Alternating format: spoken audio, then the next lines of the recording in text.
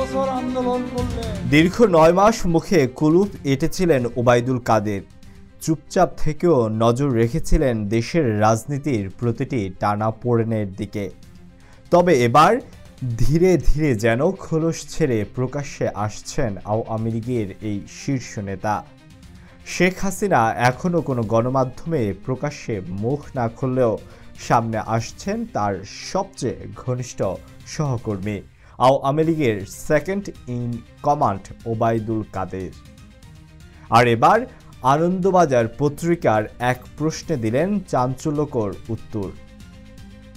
শেখ হাসিনার ফেরা নিয়ে প্রশ্ন। সরাসরি জানতে চাওয়া হয় শেখ হাসিনা কবে দেশে ফিরবেন, আর যারা তাকে বিদায় করতে ষড়যন্ত্র করেছিল তাদের বিচার করা হবে কবে। ওবায়দুল কাদেরের জবাব ছিল সোজা সাপটা। তিনি প্রতিদিন দলের সঙ্গে যোগাযোগ রাখছেন। শেখ হাসিনা প্রতিদিন দলের নেতাকর্মীদের সঙ্গে যোগাযোগ রাখছেন, অনুপ্রেরণা দিচ্ছেন। এমনকি ঈদের দিনও বিকেলে তার সঙ্গে কথা হয়েছে বলেও জানান তিনি।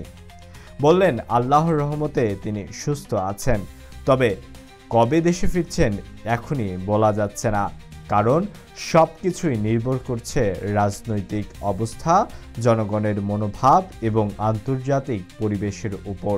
এছাড়া নির্বাচন প্রসঙ্গে ওবায়দুল কাদের সরাসরি বলেন এই ঘোষিত নির্বাচনের মধ্যেই যেন লুকিয়ে আছে নির্বাচন না করার ইঙ্গিত। আওয়ামী লীগকে বাদ দিয়ে বাংলাদেশে কোনো গ্রহণযোগ্য নির্বাচন হতে পারে না, এমন বক্তব্যে ফের জোরালো বার্তা দিলেন কাদের।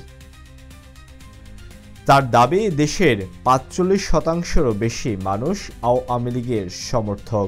এত বড় জনগোষ্ঠীকে উপেক্ষা করে কোনো নির্বাচন সম্ভব নয়। তিনি স্বীকার করেন বর্তমানে আওয়ামী লীগের অস্তিত্ব, আদর্শ এমনকি রাজনৈতিক ভিত্তিও হুমকির মুখে। তাই এখন সবচেয়ে জরুরি কাজ দলকে গুছানো এবং সংগঠনকে শক্তিশালী করা।